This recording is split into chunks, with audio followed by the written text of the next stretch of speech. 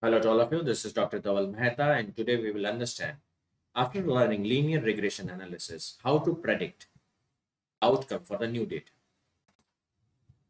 Basically, in case of regression analysis, there is one dependent variable, many independent variable, and we want to predict for the new data. The dependent variable as well as the independent variable is running in the continuous scale. The example of the continuous scales are weight and blood pressure. The basic assumption here is that the relationship between the dependent variable and the independent variable is linear. Now, how we can predict for new data in Rapidminer? Let's see. First of all, we will have to train the model with the existing data. So for this, I'll bring the data set into the process. I'll connect the spline here and I'll run it. You can see here the data set consists of the model, miles per gallon, number of cylinders, displacement, horsepower of the vehicle, displacement rate, weight of the vehicle, QSEC, vertical and straight engine, automatic and manual car, number of gears, and the number of carburetors. Number of gears is a categorical variable which will convert it into numeric by using the operator nominal to numeric operator. Now, how we can do this? Let's see. This particular operator consists of all the variables. It is not necessary that all these variables are matter of my interest. So I'll select the attributes.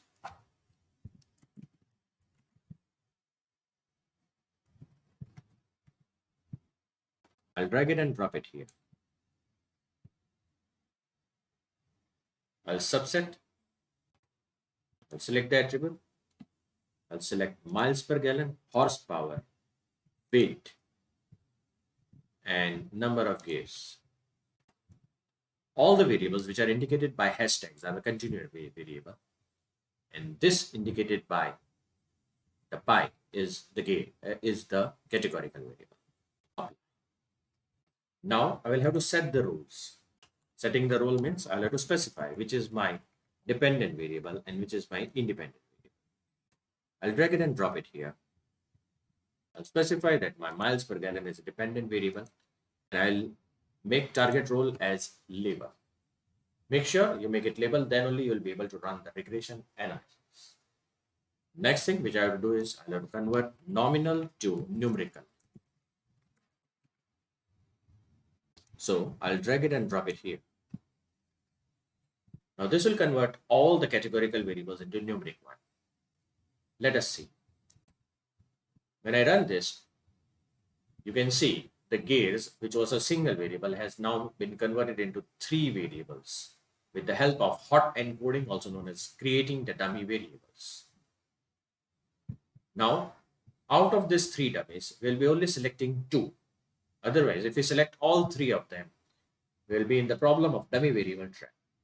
Kindly refer my previous videos so that you can understand the more realistic approach to this. Again, I'll go and select attributes because I want to drop one of the variable.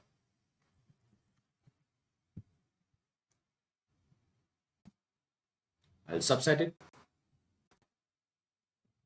Select the attributes. Normally, the lower one or the higher one is dropped. So 4 gear, 5 gear, horsepower, miles per gallon, weight is selected, apply. Now I will activate the cross validation and I'll drop it here. I'll disconnect this plan. Now when any operator consists of 2 layers, it means that there is a parent process as well as there is a child process. When I'll double click on it, I'll enter into the child process.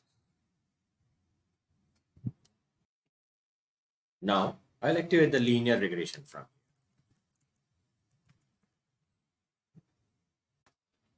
You can see the screen has been divided into training and testing dataset.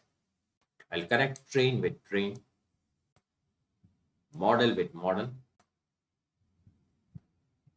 Then I'll say apply the model. I'll drag it and drop it here. I'll connect model with model, testing with unlabeled, and then I'll activate the performance indicators. performance indicator should be picked up for regression analysis. I'll drop it here, connect label with label. Then performance with performance, example with testing. Now I'll press the up arrow so that I can come into the parent process. Once this is done, I'll have to connect model with the result, performance with the result, and test with the result. Let us run the process and let us see how the model is working. So these are the predictions which are there. This is the original value. Performance vector is root mean square error. It is not showing me the coefficient of determination. No need to worry. I'll go in linear regression, in performance, and I'll activate the coefficient of determination, that is squared correlation, which gives me the explanatory power of the model. I'll rerun it and I'll get the result of performance squared correlation. The model is having explanatory power of 90%. Quite good. Linear regression is also displaying the results which are related to insignificant variables. You can see here gear 5 is having the p-value more than 0.05 and therefore it is an insignificant, or rather this particular variable or attribute is not contributing towards the dependent variable. How can I drop it? Very simple. Again, go in design. In linear regression, activate the t-test. When you run it from your model, all the insignificant variables will be, or attributes will be removed. Now, once you have established the model, you want to predict for the new data set. And the new data set is empty cars test. Let us bring it here. And before running it, let us see what it consists of.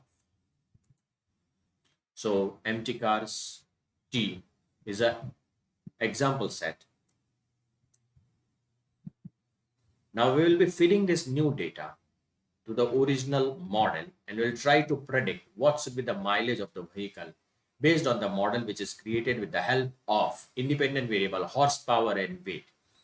I again repeat, this is the original data, but we want to predict with the help of horsepower and weight the linear regression which we have created, this linear regression. We want to predict for this new data set. So how can I do this? First of all, disconnect this spline. Now we'll have to repeat the process for selecting the attributes. So I'll go here and select the attributes.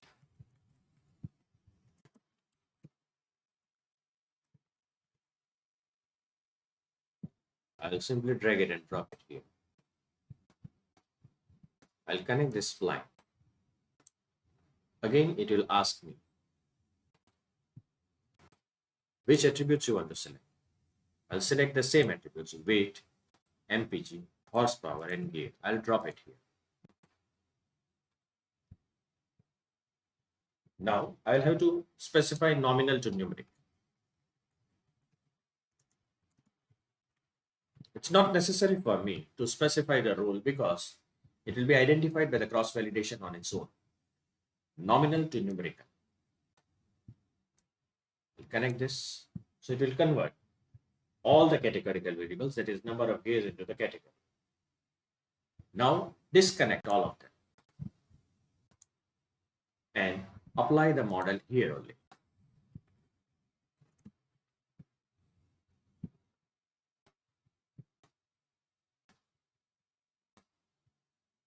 So this model will be inserted here and this new data set will enter into this model and label to the result window. Now let us run this. Attributes do not match.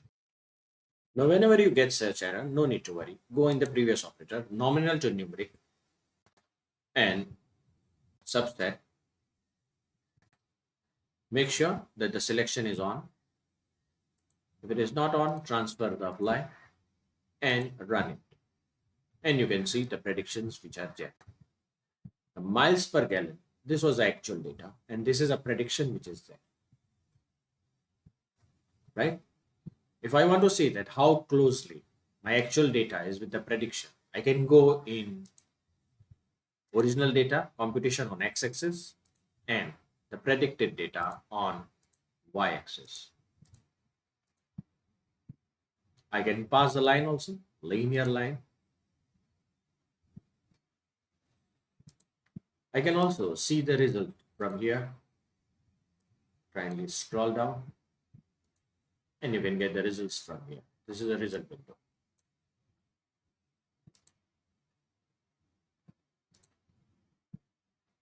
So here the predictions will be given. Now there is a concept which we have to understand. And that concept is grouping the models.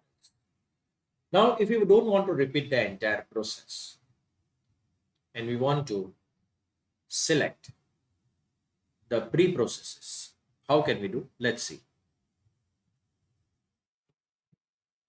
I'll pick up the grouped model from, and I want that this particular operator takes care of all the pre-processes in the test on the new data. So I'll remove this first. I'll remove this also. I'll disconnect this line. I'll keep the group model in between. I'll disconnect this also. Now I'll pass the information of cross validation to the model. So basically the model has entered and the pre-processes information has to be passed here. And now this model will go in this model and the new data set will enter into the unlabeled. So what is the advantage of using the group models is you don't have to do the pre-processing again. This group model will take care of it. Now when I run this, it will give me the same results. Basically, the problem again was that of attribute selection. No need to worry. If you specify the attributes in the previous operator, the error will be resolved. Press the play button. Go in example set. You can see the predictions which are there of the new data 1 to 9. This is the original data. In group models, you can see nominal to numerical model which is there. One attribute has been converted, the W coding has been done. Linear regression, it has specified. This is again insignificant. Kindly refer my previous videos of Rapidminer to understand regression analysis in detail, to see how closely our predictions are. You can activate the scatter line from here. You can activate the original data and only the prediction from here, apply, pass the linear regression line. Now see what it can do for us. This is the prediction of the entire data. Can I get a separate line for automatic and manual transmission? See the prediction, how closely. So the blue line is for manual and green line is for automatic. Similarly, I can pick up vertical and straight end. I can also have, according to the model, what is the difference. I'll convert this into the line chart. I'll make this none and make this as model. And here I will also include MPG. And you will get the line at how closely the predictions are there in Mazda, Datsun, Hornet. I can also specify, is there any difference according to the automatic or manual?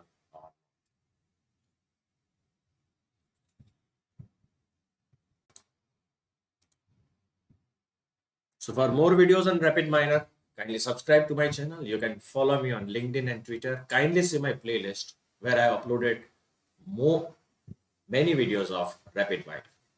Thank you.